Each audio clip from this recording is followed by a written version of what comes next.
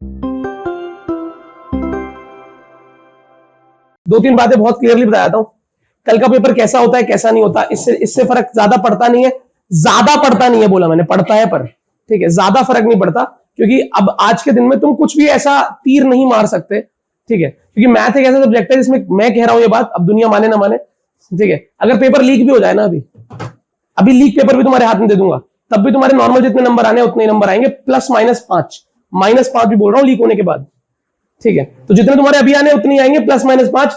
Math का paper ऐसा नहीं होता कि आप एक बार करके चले जाओ पहले तो अगले दिन अब कर लेंगे, अबे वो स्टेप्स हैं सारे यार, वो आप मैथ को रटोगे तो नहीं, अभी देखोगे करके, ऐसे करा अटका दूसरे समझ लिया, कल याद थोड़ा रहेगा।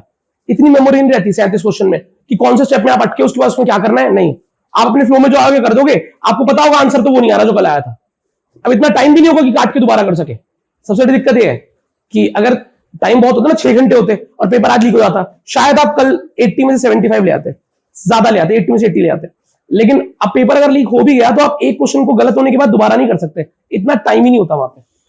तो पेपर में टाइम की किल्लत बहुत ज्यादा है, इसीलिए इस बात को ध्यान रखना। कुछ सिली मिस्टेक्स बता रहा हूं जो होती हैं बच्चों से, ठीक है, ये मैं इसलिए बता पा रहा हूं क्योंकि बाकी सारे साल बच्चों ने आके बताया ये कर दिया, ये कर दिया, ये कर दिया। अब ये करने के बाद अगर वो 95 पे रुका, मतलब बेचारा ये सिली मिस्टेक ना करता तो 100 तक पहुंच जाता, 98 तक पहुंच जाता। जो 99 लेके आया एक बच्चा, यश नाम है उसका, ठीक है, लास्ट से यशिका दीदी के बैच में था। तो यश भैया क्या करते हैं, यश भैया 99 लेके आते हैं और वो गलती वही करके आए जो ऐसे एक दिन पहले लिखवा के भेजी थी, ये गलती मत करना बस तुम। तो कई बच्चे अवॉइड करते हैं, बच जाते हैं गलती से, उनके 97 98 बन जाते हैं, 95 बन जाते हैं, 85 वाले के 90 बन जाते हैं। सिली मिस्टेक से नंबर कटवाना इज वर्थ नहीं होता, ठीक है, नेवर वर्दी। तो सुन लीजिए 5-6 सिली मिस्टेक जो होती हैं। पहली सिली मिस्टेक, डिटर्मिनेंट और मैट्रिक्स में कंफ्यूज नहीं होना, ठीक है। मैट्रिक्स और डिटर्मिनेंट में सॉल्विंग अलग होती है, दो मैट्रिक्स इक्वल दी हो और दो डिटर्मिनेंट इक्वल दी हो तो वो अलग अलग बातें होती है, ठीक है। इन सब बातों को दिमाग में या कॉपी पे नोट कर लो। मैट्रिक्स डिटर्मिनेंट में कंफ्यूज नहीं होना, ये आप अभी शाम को रात को एक बार पढ़ लोगे तो कुछ गलतियां बच जाएंगी। इन्हें याद कर लेना ऐसे करके ना कि भैया ने 5 पॉइंट गए थे, पांचों पेपर करने के बाद वेरीफाई कर लेते हैं कि पांचों में से कोई गलती तो नहीं कर दी हमने। अच्छा, मैट्रिक्स और डिटर्मिनेंट में कंफ्यूज मत होना। पहली गलती जो बच्चा करता है मैट्रिक्स डिटर्मिनेंट में कंफ्यूज होता है। दूसरी चीज जिससे हम बचेंगे और फोड़ेंगे वो है कि भाई आपके पास वर्ड प्रॉब्लम में ना मैट्रिक्स या डिटर्मिनेंट का वर्ड प्रॉब्लम जब आता है तो आपको इक्वेशन बना के सॉल्व करना होता है। तो उसमें वो वर्ड प्रॉब्लम ऐसे पेश करता है कि एक फार्मर है, वो यहां से आलू खरीदता है इतने रुपए के, यहां से ये खरीदता है, ये खरीदता है, आपको एक डाटा देता है, उस डाटा की कभी कभी मैट्रिक्स बना के देता है, कहता है ये डाटा की मैट्रिक्स है और ये डाटा की मैट्रिक्स है, ये रेट की मैट्रिक्स है, ठीक है, आप बता दो कितना कितना प्रॉफिट है। तो मल्टीप्लाई करना होता है, नॉर्मल का क्वेश्चन है, 2 नंबर 3 नंबर का। दिक्कत क्या होता है, जो वो डाटा की मैट्रिक्स देता है वो कभी कभी एक्चुअली जो हमें मैट्रिक्स लेनी है उसका ट्रांसपोज होता है।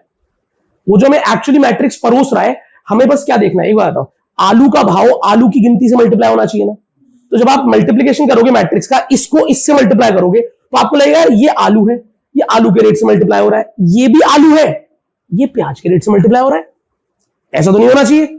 मतलब वो जो मैट्रिक्स दिया आपको उसका क्या करना पड़ेगा, ट्रांसपोज, और फिर मल्टीप्लाई करना है, आंसर आ जाएगा, ठीक है। तो ये छोटी गलती, जहां हमें वर्ड प्रॉब्लम में मैट्रिक्स का डाटा दिया होता है, हमें देखना होता है कि रेलेवेंट मल्टीप्लीकेशन हो रही है ना। ऐसे नहीं कि हमें पता है मल्टीप्लाई करना है, इसको इससे हमने करना चालू कर दिया, ट्रांसपोज करके देख लेना आराम से कि जो जिस चीज से मल्टीप्लाई होना चाहिए कायदे से उससे ही हो रहा है ना। टोटल फार्मर 1 ने कितना पैसा कमाया, अब फार्मर 1 3 चीजें बेच रहा है, आलू प्याज गोभी, तो आलू का प्राइस आलू से मल्टीप्लाई होगा, प्याज का प्याज से और गोभी का गोभी से। पर अगर ऐसा नहीं हो रहा तो आप मल्टीप्लाई ऑर्डर में कर रहे हो जैसे आपको आता है, पर आप देख रहे हो ये गलत चीजें मल्टीप्लाई हो रही है आपस में यार। आलू की गिनती प्याज के पैसे से मल्टीप्लाई हो गया, तो मतलब आपका जो मैट्रिक्स आपको उसने परोसा है जानबूझ के गलत करके परोसा है। ऐसा उसने 2015 में एक बार किया, 2019 में एक और बार किया, दोनों बार इस पे बहुत बात हुई, out of syllabus out of syllabus. तो उसने बोला ठीक है, अगर बच्चे ने पूरा अटेम्प्ट किया और उसने ये वाली गलती कर दी है कि ऐसे करके ऐसे मल्टीप्लाई कर दिया है सीधा देखे बिना, तो हम उसको 1 नंबर ग्रेस दे देंगे। 3 नंबर का क्वेश्चन था वो, 4 नंबर का था शायद, तो 1 नंबर का ग्रेस मिल गया जिसने भी अटेम्प्ट किया था। पर 1 नंबर ग्रेस क्या करेंगे क्या, हमें तो प्रॉपर चाहिए ना। फिर 2019 में दोबारा किया उसने ऐसा, उसके बाद अब तक नहीं किया ऐसा, ठीक है। तो मैं तुम लोगों से बोल रहा हूं कि अगर आए तो देख लेना मल्टीप्लाई। पहला मैट्रिक्स डिटरमिनेंट का फर्क याद रखना है, दो मैट्रिक्स इक्वल होती है तो हर एक एलिमेंट इक्वल होता है, दो डिटरमिनेंट इक्वल होते हैं तो सॉल्व करके इक्वल लगते हैं, ठीक है। This into this minus this into this, इधर भी सॉल्व किया इधर भी सॉल्व किया, इक्वल रखा, फिर एक्स निकलेगा, फिर लैम्डा निकलेगा। अच्छा, तीसरी गलती होती है एक चैप्टर में, जिस चैप्टर का नाम है डिफरेंशिएशन। डिफरेंशिएशन में क्या है, उसने आपसे बोला डबल डिफरेंशिएट करो और पैरामेट्रिक दे दिया। क्या दे दिया? ये बात क्लास में बताई गई थी आपको कि भाई आपको उसने u भी दे दिया, v भी दे दिया। अगर वो मुझे u भी देता है और v भी देता है और कहता है कि du बाय dv निकाल दो, तो भाई ये भी x के रूप में दिया है cos x, ये भी x के रूप में दिया है sin x। मैं इसको डिफरेंशिएट करता हूं अलग से, तुम जानते हो du बाय dx, इसको करते हैं du dv by dx, solve करते हैं, कुछ आता है, फिर दोनों को क्या कर देते हैं, तो du बाय dv निकल आता है। यहां तक सही है। लेकिन कभी कभी कहता है ये निकालो डबल डिफरेंशिएशन। डबल डिफरेंशिएशन बच्चा कहता है सही है, इसको एक और बार डिफरेंशिएट कर देंगे, d2u by dx square d2v by dx square, और फिर डिवाइड कर देंगे। अब डबल डिफरेंशिएशन आ जाएगा। नहीं गलत है ये, पता है ना गलत है ये, बता रहा हूं कि आप जब इसको डिवाइड करके du बाय dv निकाल लेते हो, ये मैंने du बाय dv निकाल लिया इसको डिवाइड करके, यहां तक सही है। अब आपको ये जो आया है ना, ये जो आया है इसको दोबारा डिफरेंशिएट करना है, उनको करके डिवाइड नहीं करना है, इसको दोबारा डिफरेंशिएट करना है। ठीक है, जो भी आएगा उसको दोबारा डिफरेंशिएट करना है भैया, पर उसमें तो x भी होगा x होगा, x को आपको नॉर्मल डिवाइड करके लेके आना है। फॉर एग्जांपल मैं क्वेश्चन ले लेता हूं, ये cos है sin है, तो du बाय dx क्या हो जाएगा, cos x का डिफरेंशिएशन और sin x का कॉमन बात है। अच्छा, अब ये sin बाय cos डिवाइड करो, क्या बनेगा, माइनस tan x। तो मैं इन दोनों को डबल डिफरेंशिएट करके फिर ये नहीं निकालूंगा। अगर मैं फिर ये निकालूंगा तो मेरा गलत हो जाएगा। ये निकालने के लिए क्या करना है, इसको डिफरेंशिएट करो। tan x का कितना होता है, माइनस, और आप डिफरेंशिएट किसके रिस्पेक्ट में कर रहे हो, v, तो फिर tan x का sec स्क्वायर x और x का क्या हो जाएगा, dx बाय dv। बस अब ये dx बाय dv की वैल्यू ये रही आपके पास, dv बाय dx का उल्टा, वो वैल्यू यहां उठा के प्रेम से पुट कर देना, आपका आंसर आ जाएगा। ठीक है, ये छोटी सी गलती है जो बच्चों से होती है, उन्हें लगता है डबल करना है तो दोनों को डबल डबल करके कर दो डिवाइड। अबे पूरी एक्सरसाइज करी है हमने यार, एनसीईआरटी की पूरी एक्सरसाइज करी है इस तर्ज पे कि डबल डिफरेंशिएट अगर निकालना हो और अलग अलग दिया हो, पैरामेट्रिक में अलग अलग दिया हो और तब डबल डिफरेंशिएशन निकालना हो, तो सिंगल में तो अलाउड है अलग अलग करके डिवाइड करना, पर डबल में अलग अलग करके डिवाइड करने से गलत आंसर आता है। ठीक है, और ये बात बता दी गई थी पहले भी, क्वेश्चन भी हमने सॉल्व करे इससे, पर फिर भी सिली मिस्टेक होती है, ऑन द टाइम हो जाती है, और 1 मार्कर में ज्यादा होती है। 2 मार्कर 3 मार्कर में 4 मार्कर बच्चा सोचता है, थोड़ी देर लेके सोचता है कि कितने का होगा क्या होगा, इसमें नहीं सोचता है। 1 मार्कर में तो मन में करता है इसका आंसर। चलो ऐसे मत करना, ध्यान रखना। तीसरी गलती बता दी आपको। अब आते हैं चौथी गलती पे, इसका नाम है एओडी चैप्टर। चौथी गलती जो हर बच्चा करने के ऊपर उतारू रहता है वो है एओडी में मैक्सिमा मिनिमा में डबल डिफरेंशिएट करके वैल्यू पुट करता ही नहीं है। वहां इतना तगड़ा फ्लो में कर रहा होता है ऐसे करके, बिल्कुल लगातार, समझ रहे हो, बिल्कुल ऐसे बन जाता है जैसे भाग्यडी होली वाले दिन था, देखा तुमने लास्ट वाले दिन, बिल्कुल बावरा हो जाता है इंसान, लगा रहता है। ठीक है, पूरा चेहरा दिमाग सारा पेपर के अंदर लगा हुआ है, लगा रहता है, करता रहता है। अब क्या होता है, सोचो आपको लाना है L is equal to B, double वो करके मैक्सिमम से लेंथ और ब्रेथ इक्वल है, रेक्टेंगल स्क्वायर है, याद है क्वेश्चन, रेक्टेंगल एक स्क्वायर के बराबर है। ठीक है, या कुछ भी मैक्सिमम में क्या होता है, प्रूव करो height is equal to 2r by √3, volume is equal to 4/27 10 square, याद है। अब ऐसा होता क्या इन सब क्वेश्चन में कि आपको ना ये प्रूव करना होता है और आप लगे होते हो करने के लिए, डायग्राम बनाया, मार्किंग करी, प्रॉपर डायग्राम के लिए नंबर नहीं मिलते, प्रॉपर किया, सब कुछ करते अंत तक पहुंचा, और बाय चांस आ गया, बाय चांस डिफरेंशिएट करके जो क्रिटिकल पॉइंट आया, उस क्रिटिकल पॉइंट को पुट करते ही वॉल्यूम आ गई 4/27 जो भी आनी थी एग्जैक्ट। अब वहां पे बच्चे के मन में इतना हर्षोल्लास होता है ना कि भाई ऐसा लग रहा था मतलब अटकूंगा कहीं, पूरा आ गया भाई, सही है, बॉक्स में रखता है खुशी खुशी, हेंस प्रूव्ड, आगे बढ़ जाता है। वो भूल जाता है डबल डिफरेंशिएट करके दिखाना था कि वो मिनिमा का पॉइंट है या मैक्सिमा का पॉइंट है। उसका 1.5 नंबर होता है 5 में से 1.5 नंबर वाला पार्ट आपने छोड़ दिया और आप अब चौड़ रहे हो। और आने के बाद बच्चे से पूछा ना कि हाँ कर दिया, फिर एकदम से कोई दोस्त ही पूछता है हर बार, भैया डबल डिफरेंशिएट करके भी ना वो नेगेटिव बन नहीं रहा था, लेकिन मुझे पता था मैक्सिमा है तो मैंने लास्ट में लिख के नेगेटिव करके कर दिया। फिर एकदम से एक बच्ची याद में जानती है, हो डबल डिफरेंशिएट रह गया यार, 1.5 नंबर खा गया अपना खुद का। एओडी के बाद अगला चैप्टर आता है इंटीग्रेशन। इंटीग्रेशन में क्या गलती होती है, इंटीग्रेशन में गलती होती है, मेरे से भी हुई थी, मैं +c लगाना भूल गया था। डेफिनेट इंटीग्रेशन में इंटीग्रेट करके क्या लिखना होता है, इंडेफिनेट में +c क्या लिखना होता है, जब लिमिट है तो लिमिट पुट कर देंगे, आंसर आ जाएगा वैल्यू में, हाँ ना बोलो, रेक्टेंगल के अंदर आंसर रख के आ जाएंगे बॉक्स के अंदर। लेकिन जब इनडेफिनिट कर रहे हो तो फाइनल आंसर जब आया तुम्हारा लॉग में, साइन इनवर्स में, किसी में भी आया, उसका तुम्हें प्लस सी तो लिखना है ना भाई, तो प्लस सी जरूर लगाना है। इनडेफिनिट इंटीग्रेशन में प्लस सी जरूर लगाना है, इनडेफिनिट इंटीग्रेशन में प्लस सी जरूर लगाना है। ये वो सिली मिस्टेक है जो आज बताने, ऐसा थोड़ा है कि हर बार बताते नहीं है, हर बार बताते हैं। ऐसा थोड़ा है कि बच्चे हर बार करके आते हैं, कभी करके नहीं आते हैं, गलती करते हैं हर बार बहुत सारे बच्चे, क्योंकि वो क्या करते हैं, वो लिखते नहीं है, 2 बार उसको पढ़ते नहीं है, उनको लगता है हाँ हाँ हाँ नहीं करूंगा। पेपर में भाई 3 घंटे की ऐसी तगड़ी रेस चल रही होती है, आपको होश ही नहीं होता, आपको होता बस छूटना नहीं चाहिए, क्योंकि जैसे लक्ष्य मित्तल पेपर करता है, अगर ऐसे इसने बोर्ड में कर दिया फेल हो जाएगा। 70% भी नहीं आएंगे मैथ में इसके। इसको प्रॉपर सॉल्व करना पड़ेगा। Double differentiating both sides, differentiating again, squaring both sides लिखना पड़ता है। हमें स्कूल में बताया गया था एसबीएस लिखने पे भी बोर्ड के टीचर नंबर काट लेते हैं। एसबीएस तो होता ही है ना, स्क्वायरिंग बोथ साइड का शॉर्ट फॉर्म, नहीं नंबर कटते हैं। तो प्रॉपरली लिखना पड़ता था हमें। अगर दिया हुआ है ना y दिया है, y इसके इक्वल दिया है, अब मान लो किसी ने बोला डिफरेंशिएट x की पावर x, मैंने अगले स्टेप में लिख दिया dy by dx is equal, y कहां था, y तो था ही नहीं क्वेश्चन में, मेरा y कहां से आ गया, लिखा ही नहीं मैंने। लेट x की पावर x इक्वल टू, नहीं लिखा, आदत ही नहीं होती है। पर dy बाई dx आप लेट मत लिखो, आप अगले स्टेप में कम से कम ये तो लिख दो कि y is equal to x की पावर x, फिर कर लो ना। एक स्टेप में करेंगे।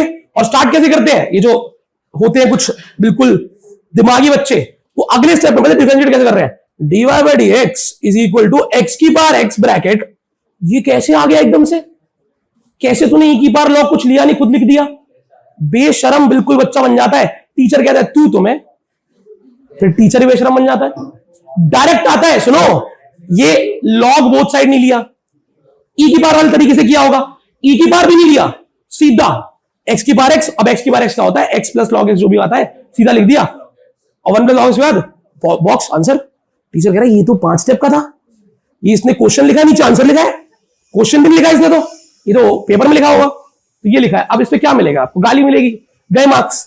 आप 3-3 4-4 इमेजिन कर रहे हो और कितने मिल रहे हैं, आधा आधा, एक एक। तो इसीलिए याद रखना, प्रॉपरली करना। अब आते हैं डेफिनेट इंटीग्रेशन। सुनो सिली मिस्टेक,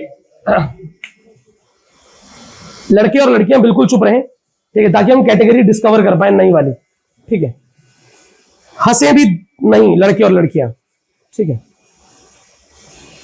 सुने डेफिनेट इंटीग्रेशन में क्या होता है, हम प्रॉपर्टी लिखना भूल जाते हैं। अब यार ये P4 तुम्हारे मामा के बच्चे को थोड़ा ना पता है वो P4 है, तुम प्रॉपर्टी लिख दो ना। इंटीग्रेशन ऑफ, पता है f ऑफ x 0 से a is equal to integration of f of a minus x 0 से a। तो x को a माइनस x से रिप्लेस करते हैं ना, तो अगर प्रॉपर्टी लगा रहे हो और पता है प्रॉपर्टी तो लिख देना, नहीं पता तो नंबर कम से कम पता हो तो लिख देना। अगर कुछ भी ना याद आए, by applying the property of definite integrals फिर कर देना, प्रॉपर्टी मत लिखना, लेकिन एक लाइन लिख देना by applying the property of definite integral, क्योंकि पेपर में ये बोला जाता है कि definite integral using the property of integrals solve, तो लिखना पड़ेगा आपको एक लाइन। अच्छा अगला चैप्टर आता है AOI। AOI की सिली मिस्टेक क्या होती है, AOI में एक ही सिली मिस्टेक होती है वैसे तो, बच्चा जब इंटरसेक्शन पॉइंट निकालता है ना तो प्लस माइनस आता है, स्क्वायर से आता है, x स्क्वायर इक्वल टू 5, तो x is equal two plus minus √5 आएगा, तो वो एक पॉइंट गायब कर देता है, पहली ये गलती। और दूसरा ये कि मान लो आपसे कहा गया ये पैराबोला है और ये एक स्ट्रेट लाइन है, इसके बीच का एरिया निकालना है, ऐसे या कुछ ऐसे दे रखा है, तो आपको ये एरिया निकालना है और ये एरिया निकालना है। तो आप सोचते हो यार ये तो मुझे पता है, इसको निकालूंगा 2 से मल्टीप्लाई कर दूंगा, लास्ट में 2 से मल्टीप्लाई हो ही नहीं पाता। बोलता है इसका निकालो एरिया, इस सर्कल का और पॉजिटिव एक्स एक्सिस के बीच का एरिया निकालो, तो ये एरिया आएगा। बच्चा सोचता है ये वाला निकाल लेता हूं, 2 से मल्टीप्लाई कर दूंगा, कर ही नहीं पाता। कभी कभी और सिंपल क्वेश्चन लो, कल की प्रेडिक्शन करते हैं हम, चलो बैठ के। Straight line parabola, straight line parabola के बीच का एंगल एरिया निकालना है। अब मुझे पता है ये एरिया भी होगा और नीचे वाला एरिया भी होगा, तो बच्चा ऊपर का निकालता है, 2 से मल्टीप्लाई करना भूल जाता है लास्ट में। तो स्टार्टिंग में ही लेके चलो, area of the shaded region, area of the figure, required area is equal to 2 bracket integration of this. Starting से 2 चल रहा है, चलेगा अपने आप ही, क्या दिक्कत पड़ती है, क्योंकि इस इक्वेशन का 1 नंबर होता है, पता तुम्हें। एरिया अगर 3 नंबर का है ना, तो तुमने जो रेलेवेंट इंटीग्रेशन की इक्वेशन लिखी है, इंटीग्रेशन ऑफ दिस y की वैल्यू पुट करके dx, स्टार्टिंग में 2 से मल्टीप्लाई करके जो लिखा है वो उसका 1 नंबर है, और बाकी 2 नंबर सॉल्विंग के अगर 3 नंबर का आया तो। आगे बढ़े। ये डिफरेंशियल इक्वेशन भी दर्दनाक चैप्टर है मेरे लिए, क्योंकि इसमें भी मैंने इसलिए मिस्टेक करी थी बोर्ड एग्जाम में। आप मत करिएगा। क्या है भैया गलती क्या है इसमें? प्लस सी लगाना नहीं होता, सी की वैल्यू निकालनी होती है।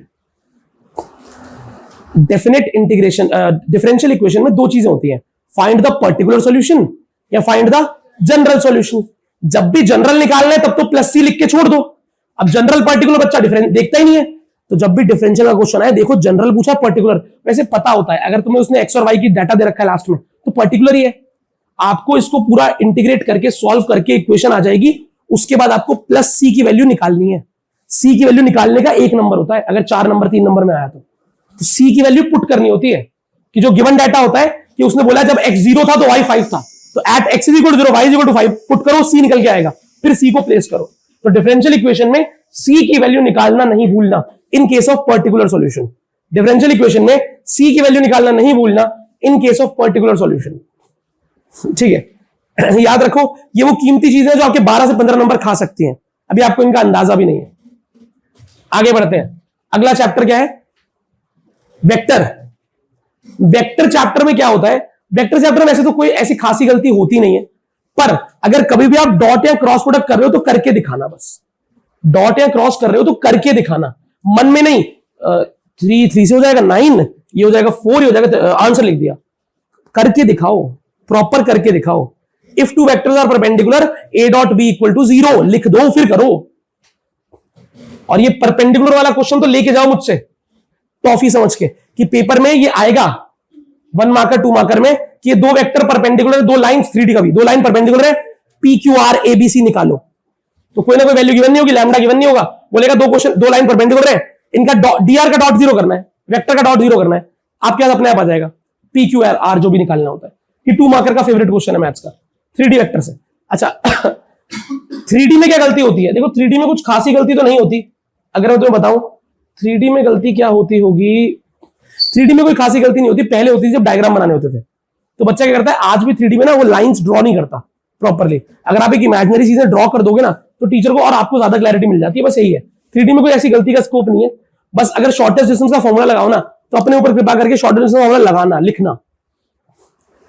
ठीक है, बच्चा शॉर्टेस्ट डिस्टेंस का फॉर्मूला लिखता डायरेक्ट डॉट क्रॉस करने लग जाता है।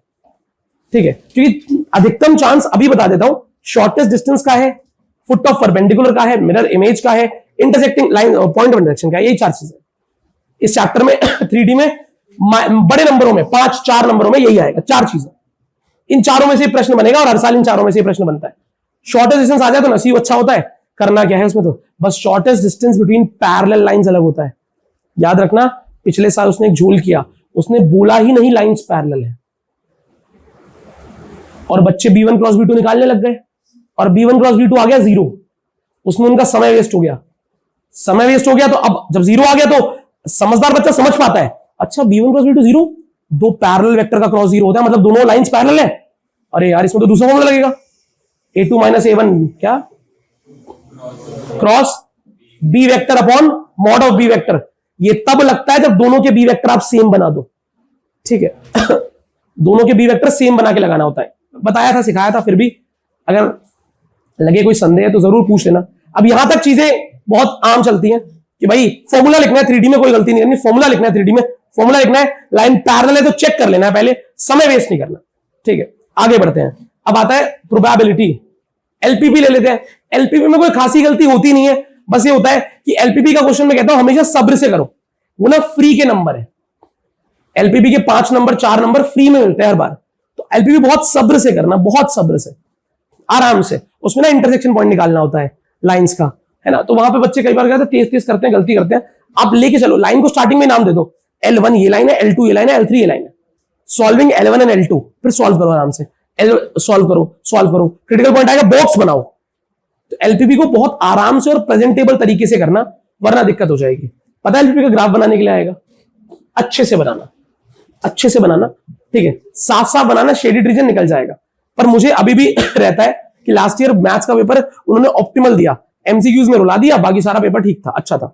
तो उसमें क्या था कि इस साल चांस ये रहता है कि वो ना आपका एलपीपी का जो क्वेश्चन है उसमें वो अनबाउंडेड वाला देगा, जब खाली उड़ रहा होता है, ओपन रीजन।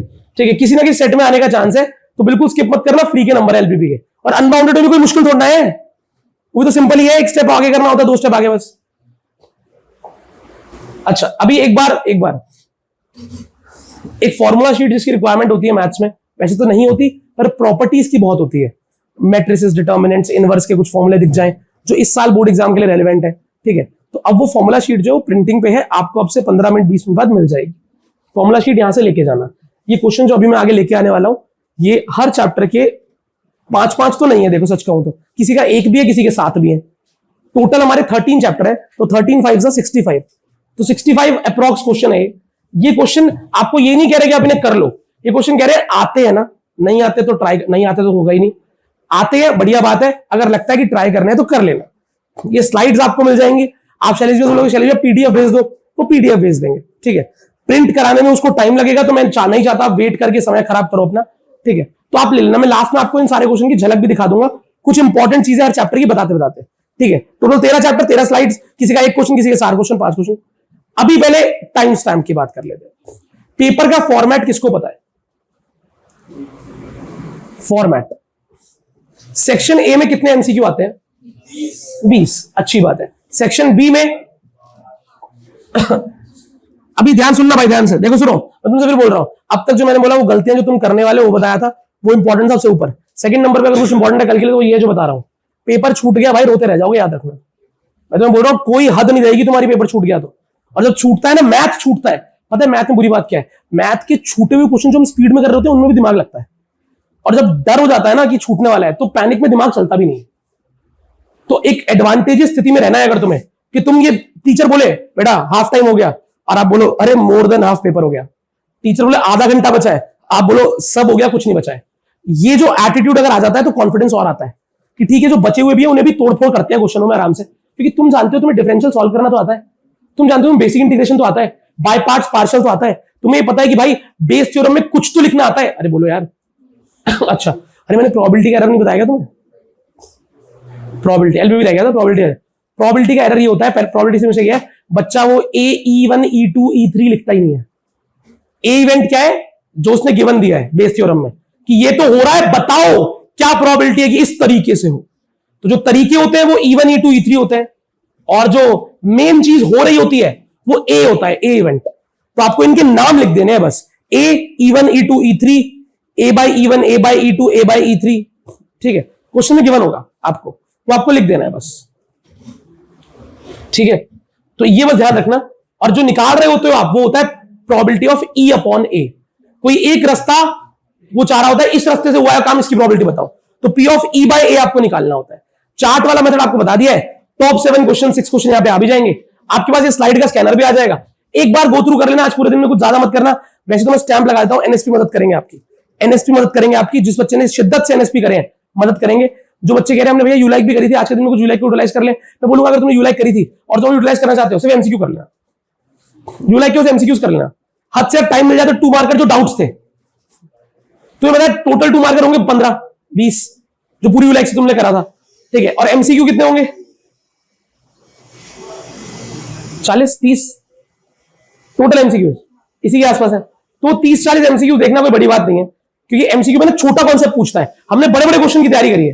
तो वो 30-40 एमसीक्यूज जो है, एक बार मैं आपसे सबसे यही बोलूंगा, आप में जो समझदार बच्चा है थोड़ा सा एक काम कर देना, अगर कोई यूलाइक लाया है, मैं उसके 20-20 क्वेश्चन एमसीक्यू की वो बना दूंगा पीडीएफ अभी, ठीक है। उसके बाद उसमें ऊपर से अवेलेबल 1 क्वेश्चन होंगे 20, 7-2 क्वेश्चन होंगे 20, उसमें से कौन कौन से इंपॉर्टेंट है वो नंबर आपके लिखे हैं जो डाउट थे, तो वो नंबर एक पेज पे लिख के अगर हम ग्रुप पे डाल दे, तो हर बच्चा चाहे तो उन कम से कम 15-17 एमसीक्यूज को देख लेगा एक बार, अच्छा रहेगा। बाकी जिसको लगता है नहीं, मैं तो अभी भी बोल रहा हूं एनएसपी करे हैं तो तुम्हारे 60 नंबर तुम्हारी जेब में है। पेपर एनसीईआरटी से आएगा नहीं, पेपर एनसीईआरटी जैसा आएगा, डिट्टो जैसा, मतलब समझ रहे हो, वैल्यूज बदलेगा। यहां पर बीमारी की प्रोबेबिलिटी 0.01 दी है, 0.02 दे देगा, तो डिट्टो सेम पैटर्न पे प्रश्न बनता है हर बार, ठीक है। जैसे क्या होता है अभी केमिस्ट्री का पेपर हुआ, तो अब एमसीक्यूज देख के आधी जनता मुझसे कह रही है तो बेसिक शीट से है, अब एमसीक्यू तो है ही नहीं बेसिक शीट में, पर जो डाटा बेसिक शीट में था एमसीक्यू तो डायरेक्ट उन पे थे।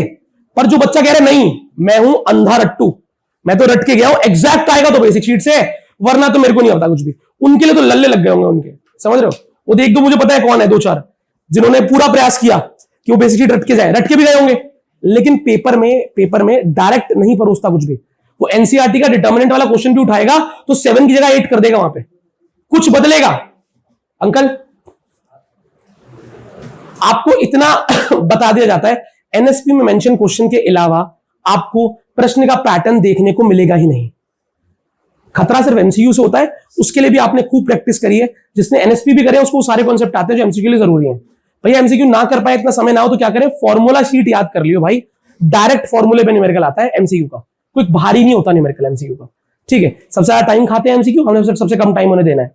तो प्रोबेबिलिटी में ए E1 E2 E3 जो गिवन है उनका नाम लिखना बड़ा जरूरी है, उसके बाद सॉल्विंग कर देना। समझ रहे हो, चार्ट बनाने की आपको इच्छा है पूरा अच्छे चार्ट बनाना, लेकिन ए E1 E2 E3 पहले लिख देना अच्छे से, वहां गलती हो जाती है। अच्छा, अरे हम बात कर रहे थे कि कौन कौन से सेक्शन की बात कर रहे थे। हमारा सेक्शन ए जो आता है वो कितने नंबर का आता है, 20 नंबर का। तो सेक्शन ए आता है 20 नंबर का, इसमें 20 क्वेश्चन होते हैं। सेक्शन बी, इसमें 5 क्वेश्चन होते हैं। ये कितने मार्क्स का होता है, 20 मार्क्स का, और ये होता है इसके बाद क्या आता है सेक्शन, कितने मार्कर, अच्छा 6 क्वेश्चन होते हैं, कितने मार्क्स के, कितने मार्क्स 18, यानी कि 18 मार्क्स के आपके 6 क्वेश्चन आ गए। कितना पेपर हो चुका है आपका अभी, 48। ये अप्रॉक्स 48 मार्क्स, यानी कि अगर आप देखोगे तो 60% पेपर 80 मार्क्स का था, तो 60% पेपर है आपका। इसके बाद 40% पेपर के लिए सेक्शन डी। सेक्शन डी क्या होता है, कितनी केस स्टडी, ये देखो ये डिस्प्यूट हमेशा रहता है, लास्ट केस स्टडी है या सेकंड लास्ट केस स्टडी है। ठीक है, एग्जैक्टली बोर्ड का जो सैंपल पेपर था उसके अकॉर्डिंग केस स्टडी सेक्शन क्या है, डी ई, और डी सेक्शन में 5 मार्कर है। 5 मार्कर कितने क्वेश्चन, 4 क्वेश्चन। तो ये जो 5 मार्कर है इसके 4 क्वेश्चन आपके पास है।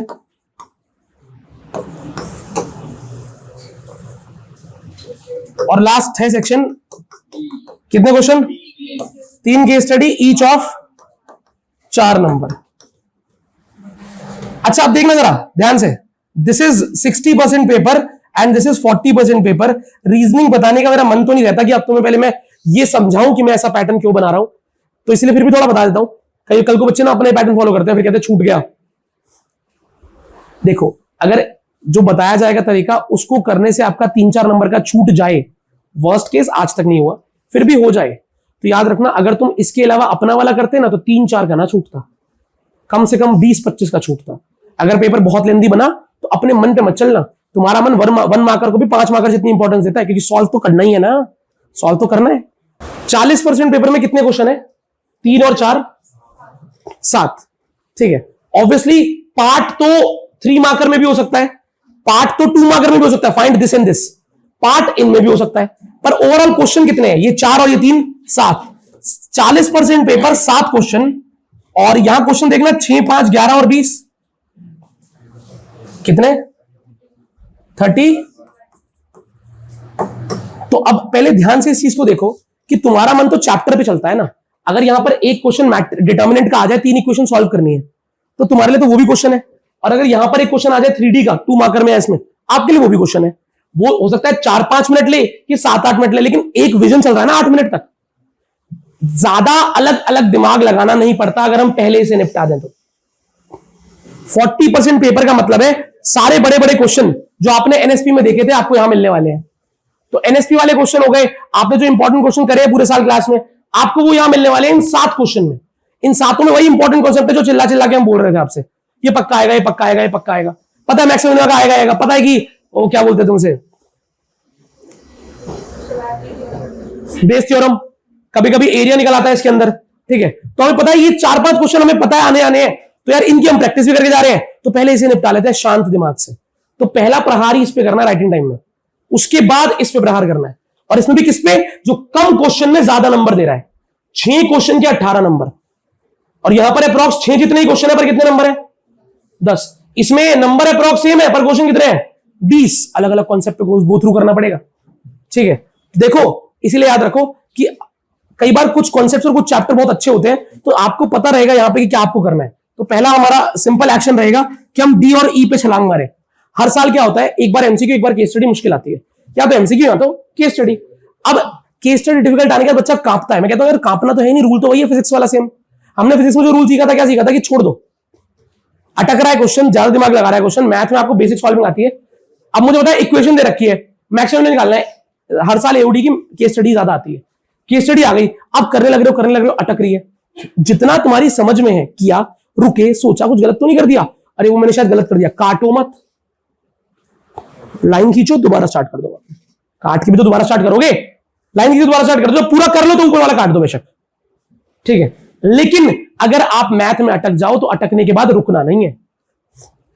आपके अटके हुए 4 क्वेश्चन जो आपका 1.5 नंबर खा गए थे, तो 6 नंबर आपके खा गए 4 क्वेश्चन, 1.5 नंबर आपने हिम्मत करके उन्हें छोड़ दिया, पर पेपर टाइम से पूरा हो गया, बाकी सारा आता था। तो कल को बच्चा आगे बोलेगा भैया 6 नंबर का खतरा लग रहा है मुझे, 94 तक तो आ जाएंगे पक्का, 5-6 नंबर कट जाएंगे क्योंकि मैंने कुछ क्वेश्चन में कुछ हिस्सा छोड़ दिया था। पर अगर पूरा ना होगा ना, आगे आपको एमसीक्यू आते या नहीं आते हैं आपको भी नहीं पता, क्या पता सारे आते हो, समझ रहे हो। इसीलिए सबसे इंपॉर्टेंट प्रायोरिटी क्या है, पेपर में पूरा पेपर खत्म करना टाइम से। अब देख लो भाई क्या फ्लो है इसका, इसमें भी हम वही करेंगे, रीडिंग टाइम क्या, डिटर्मिनेंट के एमसीक्यू, मैट्रिसेस के एमसीक्यू, एलपीपी के एमसीक्यू, छोटे मोटे डायरेक्ट प्रोबेबिलिटी के एमसीक्यू, वेक्टर का डॉट प्रोडक्ट का कोई एमसीक्यू आ गया, परपेंडिकुलर है, अपनी पेंसिल की टिप को शार्प करके रखना वहां पे, ठीक है। और थोड़ा थोड़ा तुम्हें पता होगा तो बोर्ड दे दिया तुमने, कुछ ऐसा रिस्ट्रिक्शन लगाते नहीं है वो खासी, आंसर शीट नहीं खोलने देते होंगे, ठीक है। बाकी क्वेश्चन पेपर तुम्हारा, तुम मालिक हो, ठीक है। तो तुम एमसीक्यू को ऐसे स्किप करना, पहला पढ़ा डायरेक्ट होगा, नहीं सॉल्व करना पड़ेगा, छोड़ो, अगला पढ़ा डायरेक्ट होगा, ऐसे डूब मत जाना, यार ये होगा कैसे, पर यार ये तो कोई मैंने देखा ही नहीं है, मैं पहले सोचता हूं इसके बारे में, आगे वाले से पूछ लेता हूं, मैडम अभी उससे बात कर रही है, वो ये पहला केस, पागल हो क्या, छोड़ो आगे बढ़ो। आपने पढ़ा, आपको लगता है सॉल्विंग मांग रहा है, छोड़ो आगे बढ़ा, अगला किया सॉल्विंग मांग रहा है, छोड़ो आगे बढ़ा, करते करते करते करते छोड़ो आगे बढ़ा, आगे बढ़ा। मेरी बात समझ रहे हो, आप इस लिमिट तक खींच लेना चीजों को। अगर आपने इतना खींच लिया चीजों को, तो बस रीडिंग टाइम में मैं कहता हूं असर्शन रीजन तो कर देंगे, पर कभी कभी असर्शन रीजन में भी सॉल्विंग होती है, तो कोई घबराने वाली बात, हम तो रीडिंग टाइम का 15 मिनट यूटिलाइज करना चाहते हैं, उसमें मैं एमसीक्यू के अलावा 5 मार्कर कर ही नहीं सकता। 5 मार्कर कैसे कर दोगे, मन में कर भी दोगे तो वहां तो पूरा दोबारा करना पड़ेगा पूरा। एमसीक्यू में सॉल्विंग चाहिए नहीं उसे, अगर ए ऑप्शन लिख दिया, नंबर मिल गया पूरा। इसीलिए पूरे 15 मिनट कम से कम 7 से 8 एमसीक्यू करने में जान लगाना। असर्शन भी हो सकते हैं, कुछ भी हो सकते हैं, आपको पता नहीं आपने जन्नत नसीब कर ली अगर आपके 7 से 8 एमसीक्यू कर दिया आपने, ठीक है। तो टारगेट ही पेपर में जाते हुए बस पेपर शुरू होगा, टीचर क्वेश्चन पेपर देगा और 10:15 से 30 मिनट तक मैं कुछ भी नहीं करूंगा, पेपर का 5 मार्कर नहीं देखूंगा, केस स्टडी देखूंगा, कुछ नहीं। जो एमसीक्यू थ्योरी वाले हैं कर लेंगे, जो मिनिमम सॉल्विंग वाले हैं कर लेंगे, दैट्स इट। और कभी मिनिमम सॉल्विंग लगी, करने लगे, याद नहीं आ रहा, समझ नहीं आ रहा, अटक रहा है, छोड़ दो, आगे बढ़ जाओ। भैया ने बोला 12 क्वेश्चन अटकेंगे, कितने अटकेंगे, 12 अटकेंगे, 6 उसी टाइम हो जाएंगे। मिनिमम ऐसा होता है हर साल बच्चों का, 12 करते करते अटक जाते हैं, फिर 6 उनमें से हो जाते हैं, थोड़ा कॉन्फिडेंस रखता है बच्चा, हाँ सही तो करा है, सारा सही तो करा है, करता हूं आगे, अजीब सा बन रहा है पर करता हूं आगे, करने लग जाता है, हो जाते हैं। बाकी 6 बाद में हो जाते हैं। जो 6 बाद में होने हैं, अगर तुम उसी टाइम उसको लेके बैठ गए, पेपर छूट जाएगा। तो एक बार कॉन्फिडेंस से देखना, यार ये कॉन्सेप्ट तो करा हुआ है बहुत बार, सही है करता हूं, चलो कर लो। पर अगर लगता है नहीं यार ये तो अटक रहा है, बिल्कुल समझ नहीं आ रहा आगे क्या करना है, छोड़ो और आगे बढ़ जाओ, ठीक है। रीडिंग टाइम में 7 एमसीक्यू जीत गए तुम। पहला टास्क ही समझ लेना मेरी तरफ से इसको, कि टास्क बने ये रीडिंग टाइम में आपका टारगेट ही एमसीक्यू है, और मिनिमम कोशिश करना 7 से 8 तो कर लो, 7 से 8 एमसीक्यू। ये पहला टास्क है भाई, ये अचीव हो जाए तो फिर भी बोल देना पेपर का फ्लो बढ़िया है। जब गाड़ी चलाते हैं, जब रेसिंग करते हैं, तो स्टार्टिंग में जो बिल्कुल पहला पिकअप होता है ना, अगर वो तगड़ा हो जाए तो पता होता है पहले लीड ले ली, जीत जाएंगे अब तो ये पहली लीड से बचना मत, तुम्हें सबसे आगे शुरू करना है अपनी क्लास में, सबसे आगे। पेपर रीड कौन करता है, गधा बच्चा करता है। अभी भी कई बार ऐसे बच्चे मुझे भेजते हैं, तुम एक तो तुम वो भी तो भेजते हैं मुझे, तुम में से कोई लिंक भेजते हैं, भैया ये टीचर कह रहा है कि रीड करना है पहले पेपर, क्या करूं मैं इसको देख के। तो कर ले रीड भाई, जो तेरे को सही लगता है, तुझे लगता है रीड करना है, रीड कर ले। अगर तेरा नाम सात्विक शर्मा है, तुझे लगता है रीड करना है तो रीड कर ले, पर रीड करना समय का व्यर्थता होती है, रीड नहीं करना चाहिए। तुमने 2 पेपर फिजिक्स केमिस्ट्री दिया है, तुम खुद बता दो क्या रीड करते अगर पूरा पेपर तो कुछ फायदा मिल जाता है उस टाइम पे।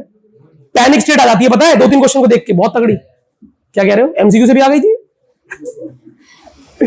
अच्छा, अरे अभी फिजिक्स और केमिस्ट्री एमसीक्यू तो ठीक ठीक थे ना, कोई भारी तो नहीं लगे ना, अच्छा बेटा, सरकार गिर जाएगी, देख ले। अरे अरे, राइटिंग टाइम स्टार्ट, ये 3 घंटे आपके, जिनके चक्कर में आप जंग लड़ रहे हो। इन 3 घंटे का सिंपल रूल है, 1 मार्क का क्वेश्चन है तो 2 मिनट देने हैं, 2 मार्क का है तो 4 मिनट देने हैं, समझ लो। इंटू 2 का रूल चलता है मैथ्स में, इंटू 2। हम इंटू 2 चला नहीं सकते, इंटू 1 चलाना पड़ेगा, वरना पेपर छूट जाएगा। क्योंकि जो क्वेश्चन आते हैं वो तो जल्दी कर लें, ताकि जो अटकेंगे उन्हें टाइम दे पाए। इंटू 1.5 का रूल होता है सिंपल, जो मैं बोल रहा हूं आपको, 1.5 मिनट पर मार्क्स। सबसे पहले क्या करना है, राइटिंग टाइम स्टार्ट होते ही क्या करना है, क्या करना है, मार्क्ड एमसीक्यूज को लिख दो, मार्क्ड एमसीक्यू को लिख दो, लिख दो। पहला दूसरा 4 लाइन का गैप छोड़ के ना, 1 2 3 4 20 तक नंबर डाल दो, 4 लाइन गैप छोड़ के, और जो जो कर लिया उनका लिख दो, सी डी बी जी, और जो नहीं किया सर्कल कर दो, छोड़ दे, बाद में मिलेंगे इनसे। कोई टाइम नहीं देगा उस टाइम पे एमसीक्यू को, कोई टाइम नहीं देगा एमसीक्यू को उस टाइम पे। फिर बोल रहा हूं बच्चे का बहुत मन होता है, भैया अब मेरे 7 ही तो रह गए, भैया हो तो गए 16 हो गए, 14 हो गए, 7 रह गए, 15 हो गए, 13 हो गए, 7 रह गए, अभी 13 हो गए, 7 रह गए, अभी कर लूं। अरे नहीं करने, अगर वो 7 अभी तुझसे रीडिंग टाइम में नहीं हुए, मतलब वो सॉल्विंग वाले हैं, मत कर अभी सॉल्व। मैं वैसे डिसीजन बच्चों पे छोड़ता हूं हर साल, कि तुम्हें लगता है तुम्हारे 4-5 ही बचे हैं और तुम्हें देख के लग गया था यार ये तो बहुत ईजी है यार, एक बार पेन उठाने का मौका मिल जाए भी कर दूंगा इसको, तो अलग केस है, तो अलग केस है। आप स्टार्टिंग के 10 मिनट 15 मिनट राइटिंग टाइम के सॉल्व कर लो, कि आपके स्टार्टिंग के 10 मिनट इसमें जाएंगे। अगर आप ये काम करते हो, अगर किसी को लगे मैं पहले सॉल्व कर लेता हूं, तो आप 20 मिनट और लेके सॉल्व भी कर सकते हो एमसीक्यूज, इट्स ऑन यू। बचे हुए मेरा रूल कहता है इसके बाद करना है आपको सेक्शन डी। कितने क्वेश्चन, 4 क्वेश्चन, 20 नंबर, एक क्वेश्चन कितने मिनट, एवरेज 8 मिनट। एवरेज भैया आपने कहा था 1.5 से मल्टीप्लाई करना है, नहीं इसमें 8 देने पड़ेंगे हमें, जरूरी है क्योंकि बड़े मार्कर है और हमें आते हैं ये, ठीक है। तो आपको ये 4 क्वेश्चन जो 20 मार्क्स के हैं, ये सिंपल आपको इसमें दे रहा है ऑन एन एवरेज 8 मिनट पर क्वेश्चन, ठीक है। और मैं ज्यादा ही लेके चल रहा हूं कि ये आपके 35 मिनट खाएंगे, ठीक है, समझ पा रहे हो मेरी बात को। तो 2 बार पेपर में रुक कर देख लेना सही चल रहे हो क्या। जब आप सेक्शन ए नोट डाउन करके डी कंप्लीट कर लो, तो एक बार मैच कर लेना सही चल रहे हो क्या। अगर सही चल रहे हो तो ठीक है, वरना तो नंबर गए मैथ में। सही चल रहे हो क्या देख लेना। 35 मिनट और 10 मिनट कितने हो गए, 45, 10:30 चालू किया था, कितना,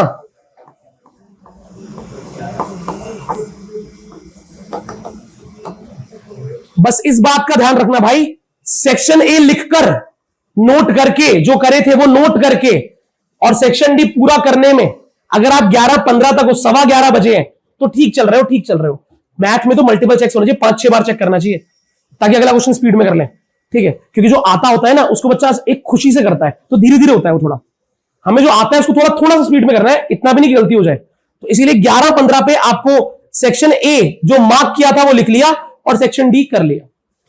11:15 आप लोगों को फिर बोल रहा हूं, लास्ट ईयर जो बच्चा 100 लेके आया, उससे लास्ट ईयर जो बच्चा 99 लेके आया था, उन दोनों बच्चों को मैंने आजादी दी थी, सबको ही दी थी, तुम्हें भी दे रहा हूं, कि अगर तुम्हें लगे सेक्शन ए नोट करते वक्त कि जो बाकी 10 एमसीक्यू हैं वो भी छोटे छोटे ही हैं, आसान ही है, इनमें से 3 तो नहीं आते हो तो तब भी नहीं आते, सर्कल करके छोड़ देंगे, तो एक काम करता हूं, खुद के सर से बोझ हटाता हूं, एमसीक्यू 10 मिनट देके 15 मिनट कर देता हूं। तो उन्होंने कर दिए थे पहले, अच्छा है, कोई बुरी बात नहीं।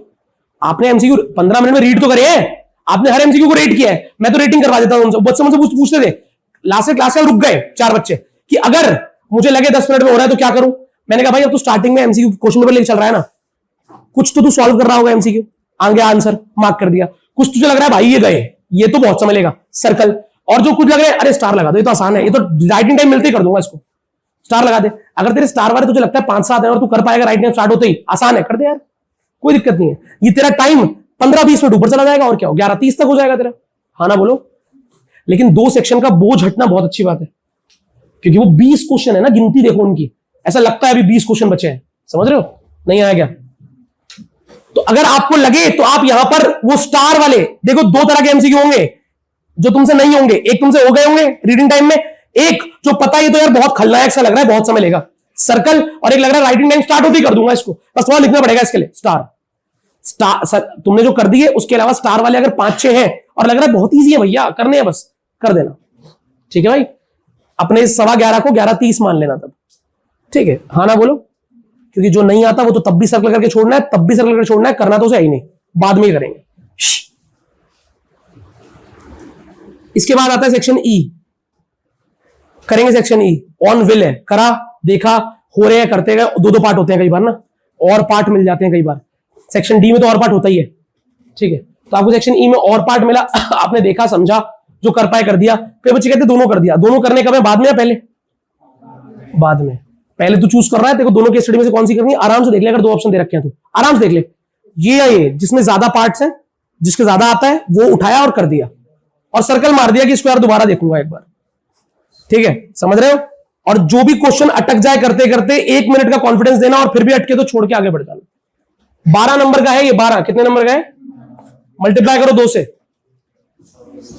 24 कितना, एक केस स्टडी 4 नंबर की है, उसे हम 8 मिनट देंगे पूरा 2 से मल्टीप्लाई करके, ठीक है। कम लगते हैं वैसे, आसान केस स्टडी बहुत कम लगते हैं। मैट्रिक्स की आ गई एक बार केस स्टडी, इतनी जल्दी कर दिया बच्चों ने, बहुत जल्दी हो जाती है कुछ केस स्टडीज, ठीक है। अच्छा कितना time, 12 minute, 12 minute, 24 minute, 25 minute. बताओ भाई बताओ अंकल, 25 मिनट। अब आता है कौन सा सेक्शन, क्या ई तो हो गया ना अंकल, सी, सेक्शन सी, सबसे खलनायक सेक्शन बोलता हूं मैं इसको। ये डिसाइड करता है 90 प्लस या 90 से कम, ये डिसाइड करता है। बेटा आवाजें मत दे, गाय भैंस हो क्या? मुझे कभी लगता है कि घर वालों ने तो बच्चा ही पैदा किया था, क्या निकल गए, ठीक है। अब ये देखो सेक्शन ई 25 मिनट लेगा, इसका सेक्शन सी करना है आपको। ई के बाद एक और बार चेक कर लेना भाई टाइम, ठीक है, कितना 11:45, ठीक है भाई। बस इतना इतना इतना करने के बाद छूटने के चांसेस बहुत कम होते हैं। पर मैथ में हर बार, मैं केमिस्ट्री में 1 टाइम चेक दिया था बच्चों को, कुछ बच्चों को दिया था, फिर इसमें 2 दिए थे। मैथ में 3 की जरूरत है भाई, मैथ्स का पेपर आखिरी में बिल्कुल ऐसे करते करते छिनता है बच्चों का। आप कल पेपर देके आएंगे, आप बोलेंगे भैया ऐसा ही था, पर पूरा हो गया, सारा कर दिया। वो जो एटीट्यूड है बेटा, अब देख मैं मजाक में ले रहा हूं, जब तक मजाक में ले रहा हूं, अब अगर तू बोलेगा तो तेरा भी पूरा कर दिया जाएगा, और तेरे जो चारों का दोस्त है उनको भी, वो बेचारे कहेंगे हमें क्यों पीटा, वो तेरे साथ बैठे हैं। कुछ भी, जो भी तुम चारों में से हंसेगा बोलेगा, वो बेचारा गरीब, उसको देखो लक्ष्य को, उसको, मुझे कल उसकी इतनी टेंशन हो रही है, लग रहा है क्या करके आएगा वो, अगर उसने पूरा ढंग से नहीं किया तो सारा करके आएगा बोले फुल, और वो जो हाफ नंबर है वो फुल बन जाएंगे इसके लिए, 40 नंबर लेके आएगा बोर्ड में। इसका सेक्शन सी करना है। सेक्शन सी कितने क्वेश्चन है, 18 नंबर का सेक्शन है। हम देते हैं इसे 40 मिनट, कितने मिनट, मैंने हर बार 2 से ऊपर से मल्टीप्लाई किया है। यहां पर 25 मिनट लिए 12 नंबर के लिए, यहां पर 18 के लिए 36 लेने चाहिए, हमने कितने लिए 40 मिनट, बहुत है भाई। 40 मिनट कितने क्वेश्चन, 6 क्वेश्चन। तो अब लगा लो आप टाइम कितना हो गया होगा, 12:25। तो मैं तो कह रहा हूं 12:25 भी क्यों,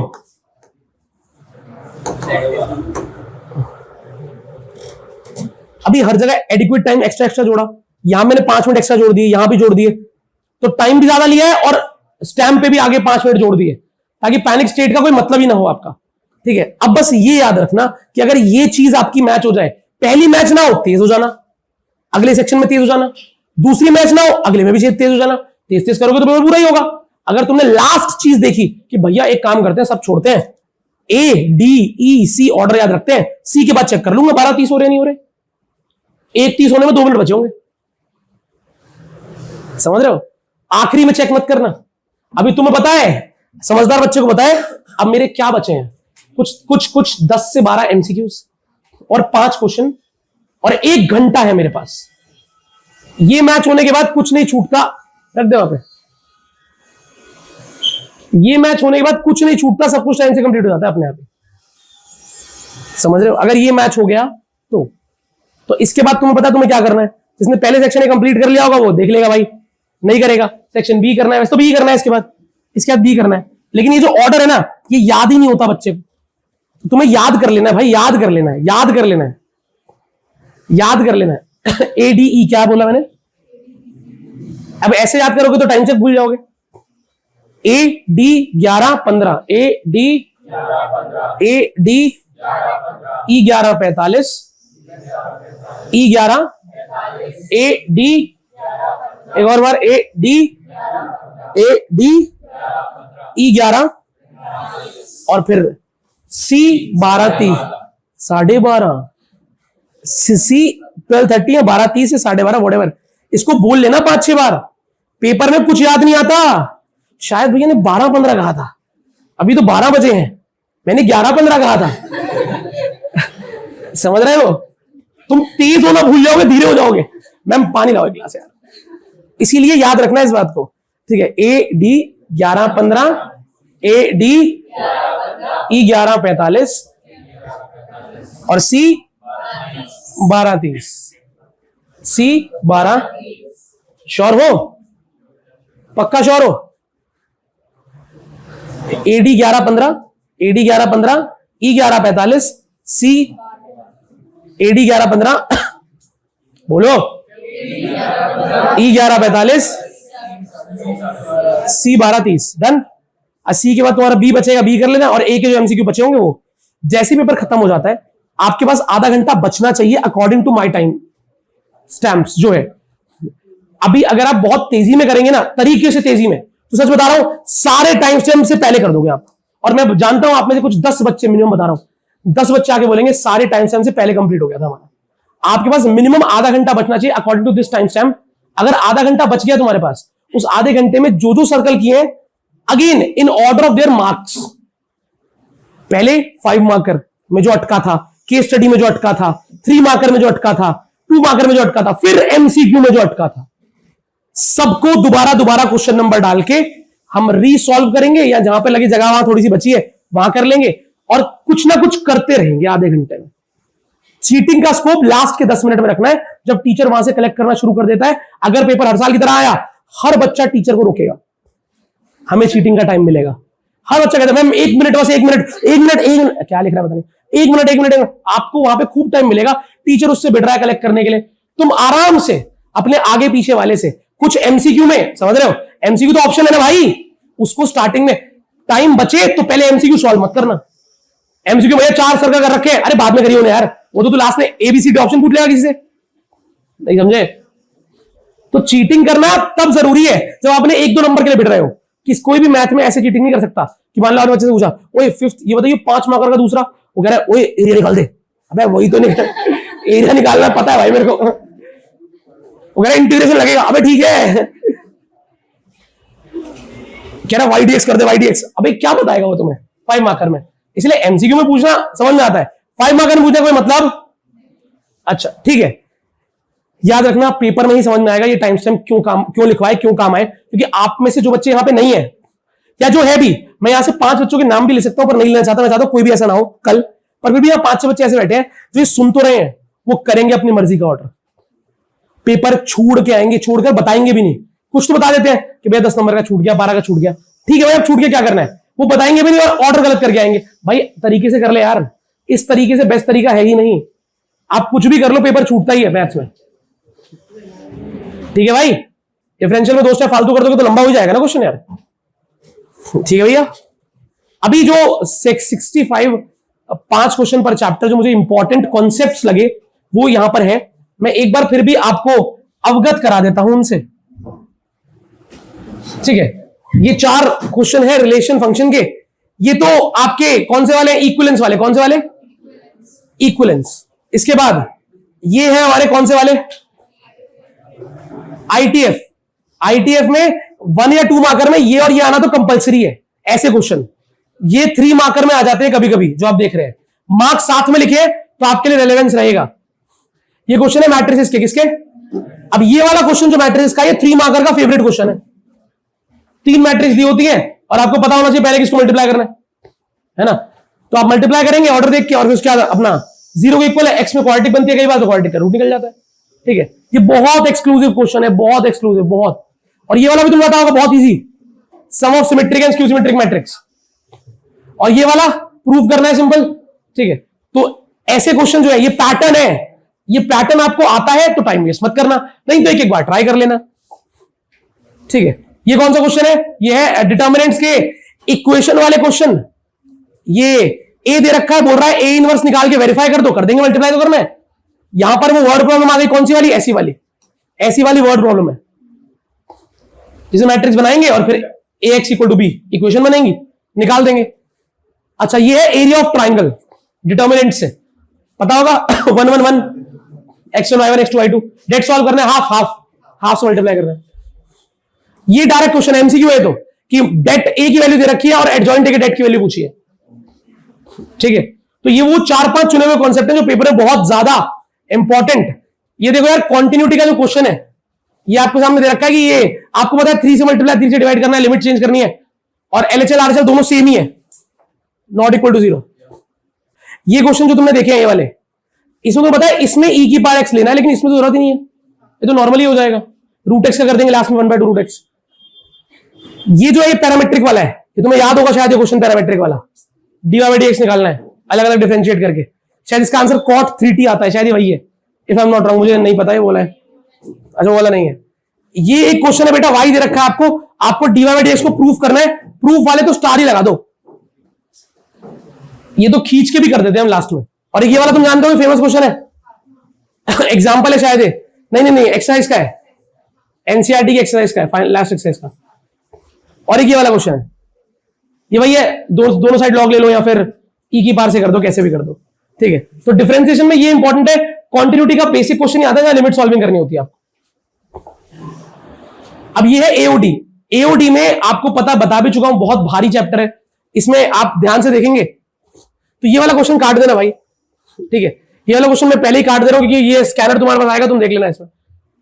ये सर्कुलर प्लेट का रेडियस एनसीईआरटी का एक्सरसाइज का क्वेश्चन, ये increasing decreasing, strictly increasing decreasing differentiate करना है, वेवी कर्व से हो जाएगा, मैक्सिमम मिनिमम निकालना है उसका। और यहां पर आता है सीधा 1 2 3 वो क्वेश्चन जो हमें पता है बहुत बहुत बहुत जरूरी मैक्सिमम मिनिमम के। इसमें 2r/√3 वाला होना चाहिए, एक ये वाला क्वेश्चन इसमें एरिया निकालना होता है कि 2r/√3 वाला होगा, हाइट वाला। ठीक है, और एक कोन का हाइट आधी है उसकी हाइट के। ये तीनों क्वेश्चन आप लोगों ने पहले करे हुए हैं, पर मुझे ये कैटेगरीज है, इसमें सिमिलैरिटी लगती है किसी एक में, बताओ this by this equal to this by this. ठीक है, किसी में हम पाइथागोरस लगा के इक्वेशन बनाते हैं, तो बस वही अलग अलग कैटेगरी आपके सामने मैंने रख दी है। ठीक है, ये 2 क्वेश्चन इक्वेशन वाले हैं, इनको जरूर एक बार गो थ्रू कर लेना, इंक्रीजिंग डिक्रीजिंग। ठीक है, अब ये भी कैटेगरीज है सिंपल। अब देखो सिंपल P4 का क्वेश्चन है, P4 का। ठीक है, यहां देखो ये क्वेश्चन एनसीईआरटी की मिसलिनियस जैसा क्वेश्चन है, cos² x minus sin² x कर देंगे उसको। ठीक है, ये log sin x है, सॉल्विंग है नॉर्मल। और तुम्हें बताइए, तो तुमने पहले भी देखा होगा, कल भी देखा होगा शायद, log sin x एनसीईआरटी का एग्जांपल, जस्ट पहले वाला एक्सरसाइज से पहले वाला। ये एक कैटेगरी है, मैंने इसमें नंबर वाला नहीं लिया क्योंकि नंबर वाला आप कर ही लेते हो, क्वाड्रेटिक बनाओ, कंप्लीटनेस स्क्वायर लगाओ और स्पेशल फॉर्मूला। ये भी आप देख रहे हो, ये वाला क्वेश्चन देख रहे हो, बहुत इंपॉर्टेंट है। नीचे क्यूब है, ऊपर स्क्वायर है, पार्शियल से भी हो जाएगा, वैसे भी हो जाएगा, पार्शियल से ही करना है इसको। बाय पार्ट्स, x² को थोड़ी देर के लिए क्या मान लेना है, फिर वापस से x² पुट कर देना है। ठीक है, ये सारे क्वेश्चन है नहीं है एनएसपी में। ये वाला क्वेश्चन P4 अगेन। ठीक है, और ये P4 ये मिसलेनियस का क्वेश्चन है, सॉल्व कर दो डायरेक्ट। ठीक है, तो जितना भी लिखा है ये भी देखो, ये डायरेक्ट क्वेश्चन है, माइनस से ए वाला। ठीक है, तो ये वो सारी कैटेगरीज है कि अगर ये कैटेगरी हमने देखी हुई है, ठीक है, तो बहुत है।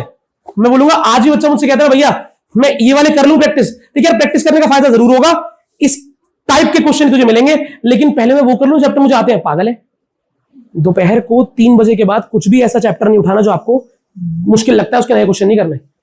अभी 3 बजे से पहले तुम्हें जो जो चैप्टर लगते हैं उनके ये कैटेगरी की प्रैक्टिस कर लेना, और बस। एनएसपी से ऊपर कुछ भी नहीं है। फिर भी अगर कैटेगरी छाटू तो मैंने आपके लिए हर चैप्टर के 5 7 3 2 क्वेश्चन निकाल दिए। एओआई पैराबोला लाइन अभी बना के बताया था, इंपॉर्टेंट है, बहुत इंपॉर्टेंट है। पैराबोला लाइन ये वो है मॉड एक्स, पता है एरिया निकालना होता है बीच का, तो ये दोनों तो बालक बहुत ही जरूरी, पैराबोला लाइन तो बहुत जरूरी है इस साल। ट्राइंगल दे रखा है, ट्राइंगल का आपको एरिया निकालना है, ठीक। इसके बाद यहां पर ये सर्कल, सर्कल है और एक लाइन है, एक सर्कल की इक्वेशन है, एक लाइन की इक्वेशन है, आपको दोनों सर्कल और लाइन के बीच का एरिया निकालना है। तो यहां पर जो पेपर में क्वेश्चन आएगा ना, वो लाइन और कर्व आएगा, एक लाइन एक कर्व या ट्राइंगल, एक लाइन एक कर्व, एक लाइन एक कर्व, एक लाइन एक कर्व या ट्राइंगल। ये है cos x, x = 0 और x = 2 पाई, ये तुम्हें पता होगा, ये एनसीईआरटी का एग्जांपल है, पता है आपको। इसका एरिया प्लस में लेते हैं, फिर इसमें मॉड लगाते हैं, फिर इसका प्लस में लेते हैं, पता है बात। 0 से π/2, फिर π/2 से 3 केस बनाते हैं मॉड लेके इसके। एनसीईआरटी का एग्जांपल है, देख लेना ये वाला देख लेना इसको एक बार, ठीक है। ये कैटेगरीज है, ये 5 category avoid done. Differential equation में डिग्री हमें पता है, एक 1 मार्कर और 2 मार्कर आना ही आना है, ऑर्डर और डिग्री का। 1 मार्कर 2 मार्कर ऑर्डर डिग्री का आएगा ही आएगा, तो छोटा कॉन्सेप्ट क्यों छोड़ के जाए भाई, ठीक है। ये आपको दे रखा है ए और बी आर्बिट्रेरी कांस्टेंट है, डिफरेंशिएट करना है पूरी इक्वेशन को dy/dx में रिप्रेजेंट करना है। कितने इसमें कितने कांस्टेंट है, ए और 2 कांस्टेंट, मतलब 2 बार डिफरेंशिएट करना है। 3 कांस्टेंट होते हैं तो 3 बार करना पड़ता है, समझ रहे हो। आपको इसमें कितने कांस्टेंट दिख रहे हैं, ए और बी, तो कितनी बार डिफरेंशिएट करना पड़ेगा। जितने आर्बिट्ररी कांस्टेंट होते हैं उतनी बार डिफरेंशिएट करते हैं डिफरेंशियल इक्वेशन बनाने के लिए, ठीक है। ये केस स्टडी में आ सकता है, ये सिलेबस से हमें बहुत बाइज्जत से हटा दिया गया था, ये केस स्टडी में आ सकता है। इधर ये नॉर्मल डिफरेंशियल इक्वेशन का क्वेश्चन है, इसको आप कहते हो एलडी, इसे आप बोलते हो होमोजेनस, ये क्या है एलडी, ठीक है।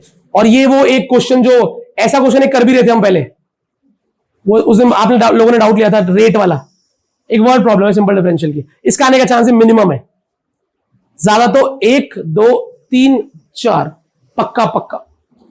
Categories, these are categories. Vectors again बहुत बहुत सिंपल डायरेक्ट क्वेश्चन है, ये इसको इंपॉर्टेंस देना, स्क्वायरिंग बोथ साइड्स मतलब मल्टीप्लाई करके होता है, ठीक है। और एक ये क्वेश्चन आपने शायद किया होगा,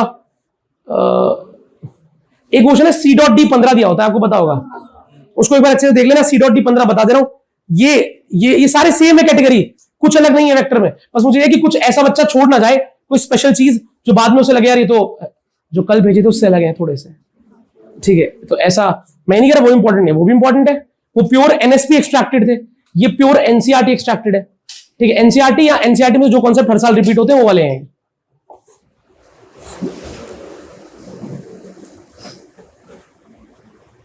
perpendicular distance, shortest distance, point of intersection, foot of perpendicular और मिरर इमेज, यही 5 कॉन्सेप्ट है जो अगर करे हुए हैं तो सब कुछ ठीक है। यही 5 कॉन्सेप्ट के क्वेश्चन कल भी शायद आपके आए होंगे, इनमें से 2-3 तो कल वाले ही हैं शायद, देखेंगे आप तो बता जाएगा। अब आते हैं एलपीपी, एक ही क्वेश्चन है भाई मेरे पास, एक क्वेश्चन एलपीपी का कर लेना, इक्वेशन वाला ही आएगा, बाउंडेड और एक अनबाउंडेड, एक बाउंडेड और एक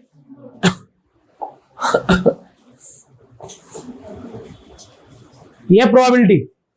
इसमें क्वेश्चन है 8, कितने 8, ध्यान से।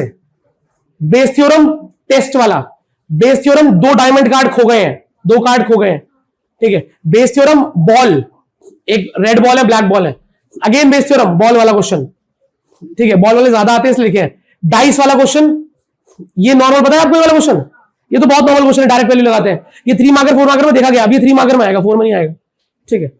और ये एग्जैक्टली एक बंदा सॉल्व करे, दोनों सॉल्व करते हैं, ब्लैक बोर्ड पे कराया था मैंने क्वेश्चन 1/2 1/3 1/4। मैं ये नहीं कह रहा कि मैंने कराया तो आपको आना ही चाहिए, मैं बोल रहा हूं कि ये इंपॉर्टेंट है भाई, इनको गो थ्रू एक बार अच्छे से कर लेना। ये सारे क्वेश्चन है, फॉर्मुला शीट पीछे रखिए, आराम से फॉर्मुला शीट लो, जाओ घर पे, कोई भी डाउट आए आप सीधा मुझे वो भेजो, मैं आपको वॉइस नोट भेज दूंगा साथ साथ। और सुनो, नई चीजें नहीं करनी भाई, अभी ये इंपॉर्टेंट कॉन्सेप्ट है, 3 बजे तक जो मुश्किल चैप्टर रखते हैं वो कर लेना, जो भी करना बाकी इसके बाद करना, उससे पहले 3 बजे के बाद हम आसान चीजें करेंगे, सिर्फ आसान, ठीक है। जिनको लगता है सारे कॉन्सेप्ट आते हैं 3 बजे तक, क्या करें, यू लाइक के एमसीक्यूज देख लो, और क्या करोगे। कहा दीदी,